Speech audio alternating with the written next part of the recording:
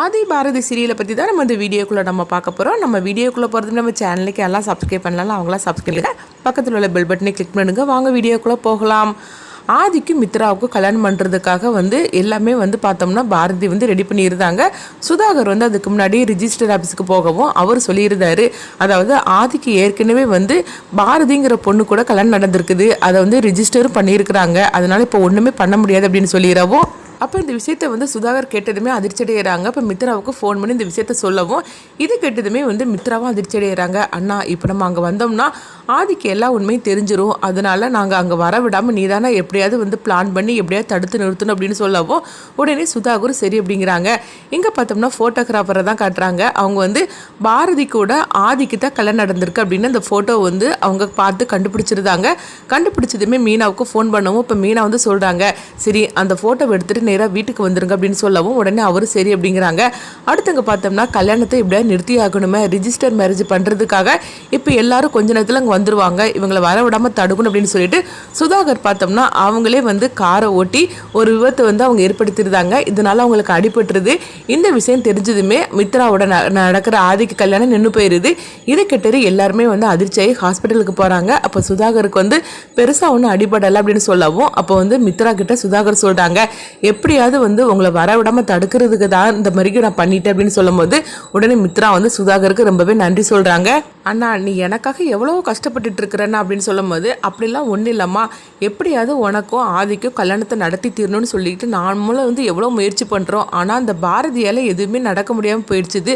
ஆனால் அதுக்காக என் தங்கச்சியோட வாழ்க்கையை நான் இந்த மாதிரி நான் முடிச்சிட மாட்டேன், எப்படியாவது தங்கச்சிக்கு நல்லபடியான ஒரு வாழ்க்கையை நான் அமைச்சு கொடுப்போம்மா, அதுக்காக இந்த அண்ணன் உனக்காக நான் என்னுடைய உயிரை கூட கொடுக்க தயாராக இருக்கிறேன் அப்படின்னு சொல்லும் போது என்னென்ன இப்படிலாம் பேசிட்டு இருக்கிறீங்க அப்படிங்கும்போது ஆமாம்மா உனக்கு ஒரு நல்ல வாழ்க்கையை அதுவும் உனக்கு பிடிச்சமான ஒரு வாழ்க்கையை நான் ஏற்படுத்தி கொடுக்கணும், அதுக்காக நான் எந்த எல்லைக்குனாலும் போவேன் அப்படின்னு சுதாகர் சொல்லிட்டு இருக்கிறாங்க. அடுத்தவங்க பார்த்தோம்னா ஃபோட்டோகிராஃபர் ஃபோட்டோ எடுத்துகிட்டு வரவும் அப்போ பாரதியை தான் காட்டுறாங்க. பாரதி என்னங்க அப்படின்னு சொல்லும் போது என்ன மேடம் நீங்கள் இங்கே இருக்கிறீங்க, அப்படி இருக்கும்போது உங்களுடைய கல்யாண ஃபோட்டோவை என்கிட்ட கேட்டாங்க அப்படின்னு சொல்லவும் இதை கொடுத்துருங்க அப்படின்னு சொல்லிட்டு அந்த ஃபோட்டோவை கொடுக்குறாங்க. அப்போ உடனே பாரதி அதிர்ச்சியை பார்க்குறாங்க. பார்த்ததுமே ஆதியும் அவங்க பாரதியும் சேர்ந்துருந்த அந்த கல்யாண ஃபோட்டோ தான் இருக்குது. இதை பார்த்ததுமே பாரதி அதிர்ச்சி அடைகிறாங்க. உடனே ஃபோட்டோகிராஃபர் பார்த்தோம்னா எம்மா இங்கே பாருங்கள் உங்களுக்கு இந்த ஃபோட்டோவை நான் கொடுத்துட்டோம்லாம், எனக்கு பணத்தை கொடுங்க அப்படிங்கும்போது இங்கே பாரு இந்த மாதிரி நீ பண்ணினதுக்கு உன்னை போலீஸில் தான் பிடிச்சு கொடுக்கணும், ஆனால் ஒழுங்கு மரியாதை இங்கேருந்து போயிடு அப்படின்னு சொல்லிட்டு பாரதி திட்டவும் உடனே ஐயோ அதெல்லாம் பண்ணிடாதீங்க அப்படின்னு சொல்லிட்டு அவர் அங்கேருந்து கிளம்பி போகிறாரு.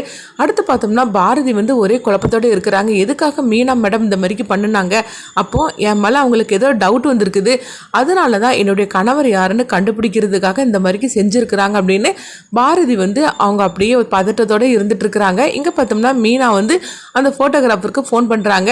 என்னங்க ஆச்சுது, நான் ஃபோட்டோ எடுத்துகிட்டு வர சொல்லி இவ்வளோ நேரம் ஆகுது, நீங்களே எடுத்துகிட்டு வரேன்னு சொன்னீங்க, என்ன கொண்டுட்டு வரல அப்படிங்கவும் உடனே அவர் மீனாவை போட்டு திட்ட ஆரம்பிச்சிருந்தாரு. இங்கே பாருங்கம்மா என்னை போட்டு திட்டிகிட்டு இருக்காதீங்க, எனக்கு பணம் தரேன்னு நீங்கள் சொன்னனால தானே அந்த ஃபோட்டோவை நான் கஷ்டப்பட்டு தேடி கண்டுபிடிச்சி ரெடி பண்ணி கொடுத்தேன், அது உங்கள் வீட்டில் தான் கொண்டு கொடுத்துட்டேன் அப்படின்னு சொல்லும் போது என்னது எங்கள் வீட்டில் கொண்டு கொடுத்துட்டே அப்படிங்கும்போது ஆமாம் ஃபோட்டோ கொடுத்துட்டு பணத்தை கட்டாக்கி என்னென்னா போலீஸில் பிடிச்சு கொடுத்துருன்னு சொல்லி மிரட்டிட்டு இருக்கிறாங்க அப்படின்னு சொல்லவும் இது கிட்டதுமே மீனா அதிர்ச்சி அடைகிறாங்க. நீ ஃபோட்டோவை கொண்டு யாருக்கிட்ட கொடுத்த அப்படின்னு சொல்லி கேட்கும்போது அந்த ஃபோட்டோவில் ஒரு பொண்ணு இருந்தாங்களா, அந்த பொண்ணுக்கிட்ட தான் கொண்டு கொடுத்தேன், உங்கள் வீட்டில் அந்த பொண்ணு இருந்தாங்க அவங்க கிட்ட தான் அந்த ஃபோட்டோவை கொண்டு கொடுத்தேன், பணத்தை கெட்டதுக்கு அவங்க என்ன இந்த மாதிரிக்கு மிரட்டி அனுப்பி விட்டுட்டாங்க அப்படின்னு சொல்லவும் இதுக்காகவாமா நான் இவ்வளோ கஷ்டப்பட்டு இந்த ஃபோட்டோவை நான் ரெடி பண்ணி கொடுத்தேன் அப்படின்னு சொல்லிக்கிட்டு அவர் பயங்கரமாக திட்ட ஆரம்பிச்சிருந்தாரு. உடனே மீனா ஃபோனை வை அப்படின்னு சொல்லிட்டு ஃபோனை வச்சுட்டு அடுத்து பார்த்தோம்னா மீனா அவங்க அம்மாட்ட சொல்லிட்டு இருக்கிறாங்க. இங்கே பாருங்கம்மா கடைசியில் அந்த ஆள் இந்த ஃபோட்டோவை பாரதிக்கிட்டே கொண்டு கொடுத்துருக்குறான் அப்படின்னு சொல்லவும் இது கிட்டதுமே மீனாவோட அம்மா அதிர்ச்சி அடைகிறாங்க. என்னடி யாருக்கு இந்த ஃபோட்டோவை பற்றி தெரியக்கூடாதுன்னு சொல்லி நினச்சோமோ அவகிட்டே கொண்டு இந்த ஃபோட்டோவை கொண்டு கொடுத்துருக்குறானே, இப்போ என்னம்மா பண்ணுறதுக்கு அப்படின்னு சொல்லும் போது சரி அந்த ஃபோட்டோவை நீ கேளு அப்படிங்கிறாங்க.